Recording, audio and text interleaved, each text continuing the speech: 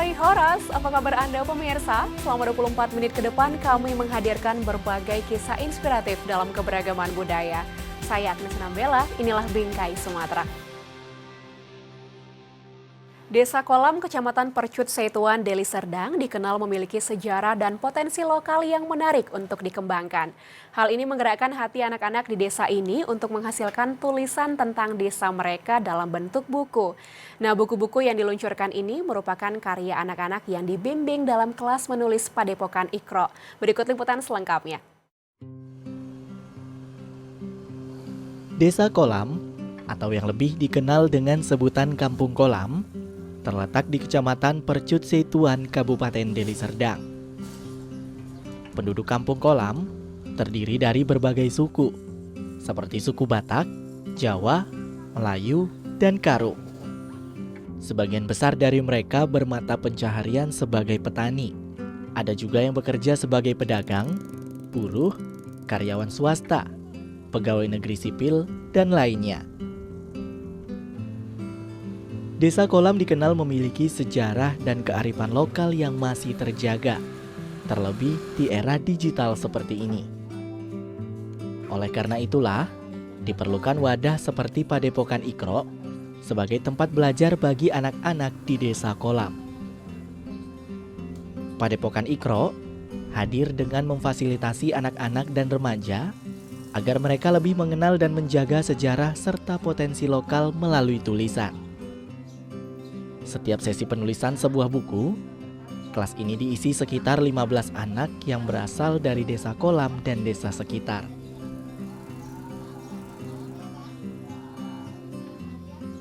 Nah, yang pertama adalah melihat kembali potensi desa ya. Melihat kembali potensi desa ya, bagaimana di Desa Kolam itu banyak hal-hal yang harus diketahui oleh anak-anak muda zaman kekinian yang mereka mungkin tidak tahu tentang sejarah kampungnya, potensi desanya, apa-apa saja yang bisa dikembangkan di desa ini. Diadakan sejak tahun 2019, program kelas menulis di Padepokan Ikro ini telah menghasilkan sejumlah buku. Di antaranya seperti kumpulan cerita anak berjudul Kolam Cerita, kumpulan puisi berjudul Pagi yang Hilang, dan kumpulan cerita Desa Kolam dari zaman ke zaman berjudul Mule. Untuk menghasilkan tulisan yang terpercaya, anak-anak di kelas menulis ini terlebih dahulu diajak untuk riset dan wawancara ke lokasi yang akan menjadi objek di tulisannya. Lalu mereka menceritakan hasil riset tersebut ke dalam tulisan. Namun, mereka tetap dibantu oleh pihak Padepokan Ikro. Kelas menulis di Padepokan Ikro ini mendapat sambutan dan antusiasme yang tinggi dari anak-anak di Desa Kolam dan anak-anak di desa sekitar. Salah satunya Andresi Amin Fuadi. Siswa yang berasal dari Desa Bandar Setia ini sangat antusias mengikuti kelas menulis. Meskipun ia bukan berasal dari Desa Kolam, namun keinginan dan hobinya dalam bidang menulis membuatnya tertarik untuk belajar di Padepokan Ikro ini. Manfaat Andre rasakan ya nambah ilmu lah, menambah ilmu baru Andre karena kan memang Andre kan orangnya ya suka menulis, suka membaca gitu kan. Jadi biasanya kan baca buku-buku cerpen, buku-buku cerita biasa gitu kan. Dan Andre pengen membuat hal yang baru yaitu puisi gitu. Jadi adanya kelas menulis ini sangat bermanfaat bagi Andre untuk terus berkarya. Harapannya puisi ini, cerita tentang Desa Kolam ini tak pernah mati gitu. Teruslah kami menginginkan dari kelas puisi ini anak-anak terus menuangkan potensi mereka. Dari mungkin mereka tidak pernah diperhatikan dan terasah, mereka terus mengembangkan ke depannya ya, sehingga mereka bisa memberikan prestasi-prestasi terbaik untuk dirinya dan bahkan untuk Desa Kolam ini. Dengan diluncurkannya buku-buku karya kelas menulis ini, diharapkan dapat menjadi pedoman dan bahan bagi generasi penerus dan masyarakat luas untuk lebih mengenal Desa Kolam dan potensi yang dimiliki. Kedepannya, kelas menulis Padepokan Ikro ini akan membuat karya tulis mengenai Desa Kolam di sesi selanjutnya.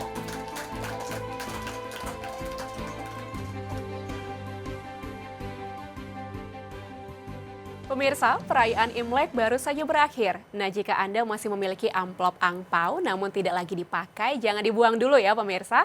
Sebab tumpukan angpau bekas ini dapat dikreasikan menjadi lampion. Nah, lampion ini dapat Anda jadikan sebagai hiasan untuk mempercantik ruangan Anda. Seperti apa? Berikut liputan selengkapnya.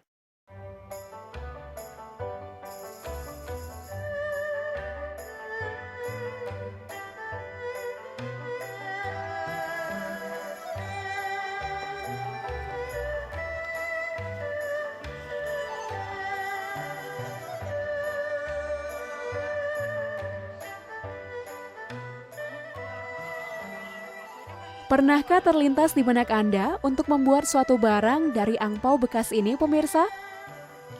Setiap tahun, angpau dipakai oleh warga Tionghoa dalam perayaan Imlek. Setiap tahun juga angpau memiliki banyak sisa dan menumpuk tidak terpakai. Agar tidak menjadi sampah, angpau dapat disulap menjadi barang yang unik dan bermanfaat untuk dekorasi ruangan Anda. Ini dia, lampion dari angpau bekas. Ingrid, relawan yang bekerja di Cafe Jingxi, kerap membuat kerajinan tangan dari angpau bekas ini. Setiap tahun ia berkreativitas merangkai angpau yang terbuang menjadi barang-barang unik dan menarik. Ingrid mendapat inspirasi ini dari video-video yang ada di kanal YouTube, lalu memodifikasinya menjadi bentuk sesuai keinginan. Untuk lampion ini dapat referensinya dari sece-sece. Mereka kirimkan link ke saya untuk saya lihat. Tapi cuma melihat cara pembuatannya aja, tidak sesuai dengan yang di YouTube. Karena mereka maunya yang bulat, bukannya petak ataupun yang dilipat di tengah. Nah itu, dan di ring YouTube ini dia cuma satu, sedangkan yang di sini ada dua. Untuk membuat lampion dari angpau bekas tidak begitu sulit pemirsa. Alat dan bahan yang diperlukan adalah angpau yang sudah tidak terpakai, stapler, dan gunting. Dibutuhkan 8 lembar angpau untuk membuat lampion 2 tingkat seperti ini. Setiap tingkat terdiri dari 4 lembar angpau. Pertama, lipat setiap ujung angpau ke dalam, lalu hubungkan keempat angpau menjadi bentuk bulat dengan menggunakan stapler. Anda dapat menambahkan rumbai ataupun pita untuk memperindah lampion.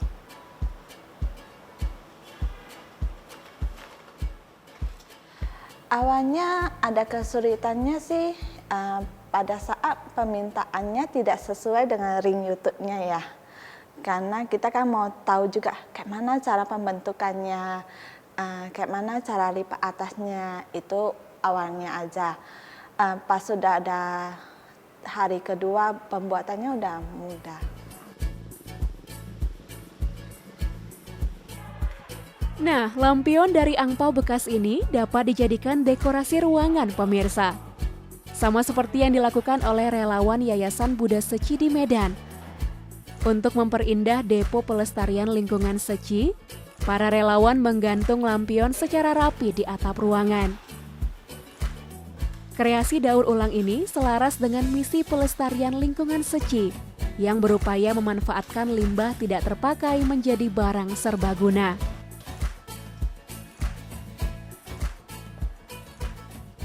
Ya, ini kaitannya besar sekali dengan pelestarian lingkungan karena ini R yang keempat, reuse.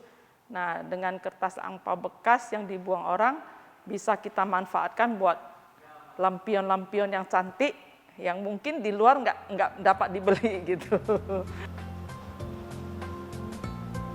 Bagaimana pemirsa?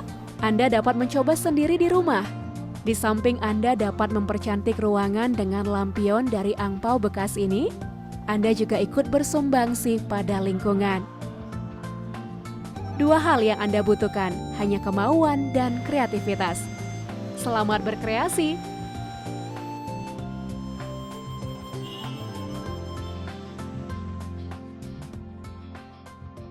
Makanan khas dari negeri Sakura yang satu ini biasanya identik dengan daging hewan laut yang segar ataupun matang. Namun siapa sangka, sushi juga bisa dimodifikasi menjadi hidangan vegetarian yang lezat. Nah, di Kota Medan, sebuah usaha kuliner berinovasi membuat sushi vegetarian dari bahan nabati. Penasaran seperti apa? Ini dia liputan selengkapnya. Pemirsa, salah satu usaha kuliner di Kota Medan, Weekend Sushi, berinovasi membuat sushi yang sama sekali tidak menggunakan daging hewani. Secara umum, bahan yang digunakan oleh pengelola gerai ini kurang lebih sama seperti sushi pada umumnya, seperti nasi dan rumput laut. Bedanya, daging hewani diganti dengan daging vegetarian. Unik dan tetap nikmat. Adalah Robi Darwis, pemilik Weekend Sushi yang berinisiatif untuk menciptakan sushi yang ramah untuk orang-orang yang bervegetarian. Ia mulai menjual sushi vegetarian sejak tahun 2016 secara daring. Kemudian pada tahun 2018, ia memberanikan diri untuk membuka gerai Weekend Sushi di Kota Medan.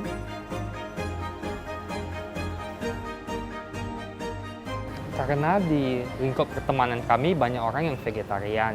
Jadi kami coba untuk menghadirkan makanan vegetarian agar mereka dapat gampang mencari makanan. Awalnya tidak mudah bagi Robi untuk membuat sushi vegetarian tanpa menghilangkan bentuk khas sushi pada umumnya. Namun seiring berjalannya waktu, Weekend Sushi terus berinovasi mengkreasikan ragam bahan nabati sehingga lahirlah aneka sushi vegetarian. Secara bentuk, sushi ini mirip dengan aslinya kan pemirsa? Beberapa di antaranya seperti uramaki, gunkan, norimaki, hingga sushi dengan saus salmon mentai yang kekinian. Namun di sini, saus salmon mentai juga diolah menjadi versi vegetarian. Nah, untuk harga aneka sushi vegetarian di gerai ini berkisar antara Rp10.000 hingga Rp39.000. Kita punya moto cruelty free agar kita mengurangi pembunuhan terhadap hewan, terus kita dapat hidup sehat, tapi tetap mengutamakan rasa yang enak. Kehadiran sushi vegetarian ini tidak hanya menjadi daya tarik bagi konsumen yang bervegetarian, namun juga bagi konsumen yang non-vegetarian seperti Veronica Wijaya. Veronica sudah mengonsumsi sushi vegetarian kurang lebih selama 3 tahun. Ia lebih memilih sushi vegetarian karena alasan kesehatan.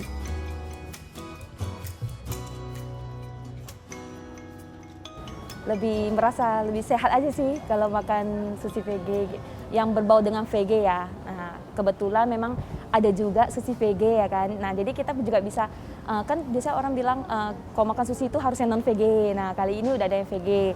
Jadi lebih ini aja sih, lebih merasa sehat aja walaupun makan sushi itu VG gitu.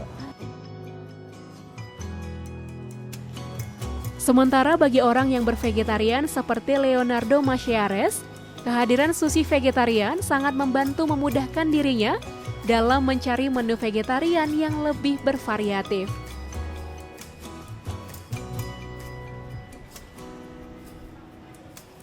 Saya pastinya lebih senang sih. Kenapa? Karena kita nggak usah bilang Indonesia sih. Maksudnya kalau kita bilang Medan aja, sushi lovers juga banyak kan, gitu loh. Nah, dan orang yang mulai bervegetarian juga sekarang udah mulai banyak kan, sudah mulai banjir. Nah, orang yang bervegetarian juga banyak yang dari sushi lovers. Nah, dengan adanya sushi yang vegetarian, otomatis mereka terbantu kan.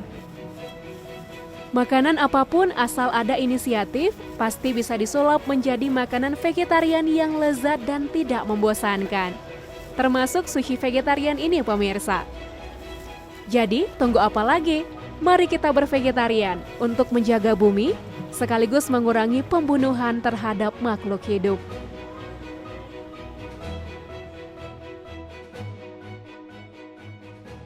Sekelompok perajin perempuan di Kecamatan Perbaungan, Sumatera Utara membuat kerajinan dari bahan dasar purun, yakni sejenis tumbuhan liar yang sering hidup sebagai gulma di perairan. Dari purun, lahir aneka kerajinan ramah lingkungan yang menarik dan bernilai ekonomis. Penasaran seperti apa pemirsa? Berikut liputan selengkapnya dalam segmen Sekitar Kita.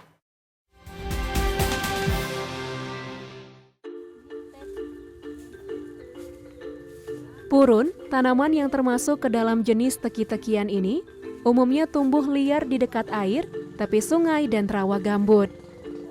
Tanaman ini kerap dianggap sebagai gulma karena keberadaannya yang sering dianggap mengganggu tanaman pertanian.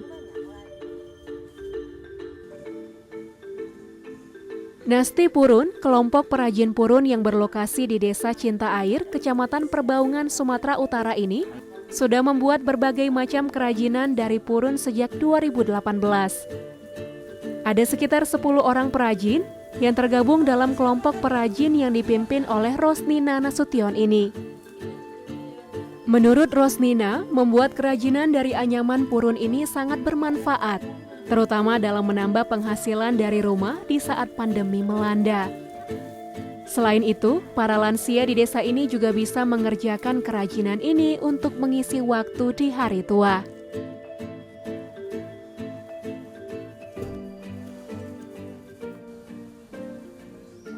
Nah, Ibu, mengapa Ibu tertarik untuk membuat kerajinan dari bahan dasar purun, Ibu? Awalnya kan ini dibuat tikar saja, tapi karena ada saingan tikar-tikar plastik itu, ini kurang lancar. Jadi saya coba inisiatif sendiri, coba buat tas, dompet, kerap-kerap yang souvenir gitu kan. Lumayan lah hasilnya, ininya sedikit tapi hasilnya banyak. Kalau tikar itu satu gulung itu kan banyak bahannya, cuma satu macam. Kalau ini enggak bermacam-macam. Kerajinan dari bahan dasar purun ini keunggulannya itu bisa tahan berapa lama sih, Bu, kerajinannya itu? Lama. Ini bahannya cukup kuat, kena air pun bisa kita jemur, selalu tahan lama lah pokoknya awet. Kali ini saya mencoba untuk belajar membuat bakul dari purun. Awalnya saya pikir membuat bakul dari purun itu mudah. Namun saat Rosnina mempraktikkan teknik menganyam mata kemuting, saya pun jadi kewalahan. Mata kemuting adalah salah satu istilah menganyam dalam bahasa Banjarmasin. Tujuan dari teknik menganyam ini adalah untuk mempertemukan tiap-tiap sudut anyaman. Saya mencoba merekam teknik menganyam ini di ingatan saya. Sayangnya mata saya kalah cepat dari tangan Rosnina yang begitu cekatan dalam mengangkat dan menyelipkan purun. Supaya bisa mahir, tampaknya saya masih harus banyak latihan lagi cara menganyam ala teknik mata kemuting.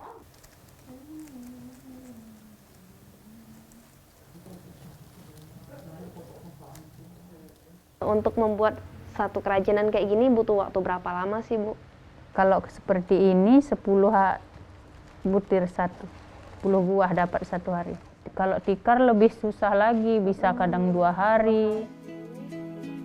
Setelah alas bakulnya sudah jadi, saya harus menyatukan keempat sudut anyaman.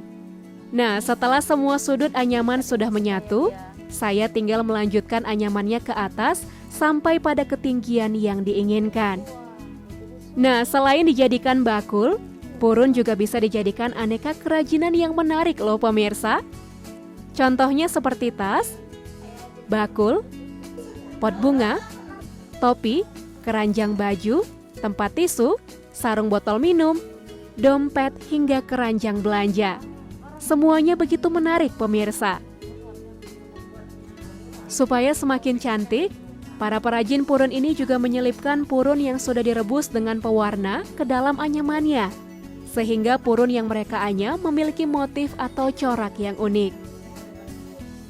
Tidak ketinggalan, mereka juga mendekorasi lapisan kerajinan purun dengan decoupage, atau seni menempel potongan kertas pada permukaan benda dengan media lem. Kemudian dilapisi dengan varnish, agar permukaan kertas terlihat menyatu dengan anyaman purun. Selain indah, Produk kerajinan berbahan dasar purun ini juga sangat ringan, nyaman, dan kuat saat digunakan.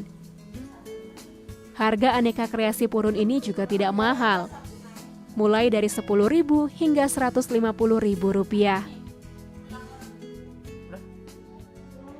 Wah, ternyata pemirsa, produk kerajinan dari purun ini ternyata sangat menarik sekali pemirsa dan tidak kalah dengan kerajinan-kerajinan dari lainnya tentunya. Nah, setelah ini saya akan mengunjungi salah satu pelanggan dari Nasti Purun untuk mengetahui kira-kira bagaimana sih tanggapannya tentang produk kerajinan dari purun ini pemirsa.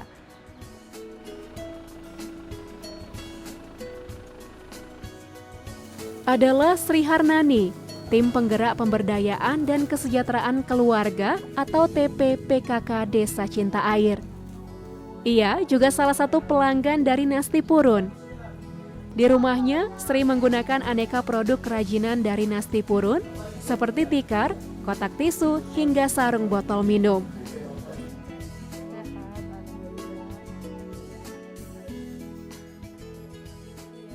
Gimana tanggapan Ibu tentang kerajinan yang terbuat dari purun ini, Ibu? Tanggapan saya, produk kerajinan di desa kami ini sangatlah bermanfaat untuk ibu-ibu, khususnya untuk para istri, bisa membantu ini ekonomi suami, ya kan. Terus bahannya pun ramah lingkungan, kayak tikar ini kalau ditidurin enak, dingin, adem, nggak mudah kusut dia. Cara membersihkannya pun mudah, dicuci, dijemur di bawah pohon, jangan langsung di bawah matahari karena cepat rusak. Kalau dia nyucinya, kita tahu cara nyucinya, dia tahan sampai bertahun-tahun tahan kalau tikar. Kayak ini juga tempat tisu. Tempatnya cantik, mudah dibuka, terus nggak mudah berabu juga. Kita ada abunya pun kita lap, mudah mengelapnya, nggak payah kita mencucinya kalau ini. Dengan sentuhan kreativitas, tanaman gulma seperti purun bisa disulap menjadi aneka kerajinan yang menarik sekaligus bernilai ekonomi. Semoga semangat dan kreativitas perajin purun di Perbaungan dalam menciptakan produk kerajinan yang ramah lingkungan dapat terus berlanjut di masa depan.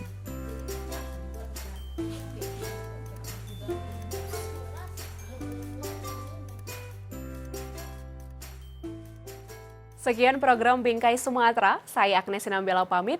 Jaga diri Anda dengan menerapkan protokol kesehatan dan tetap semangat menyebarkan kebaikan. Sampai jumpa.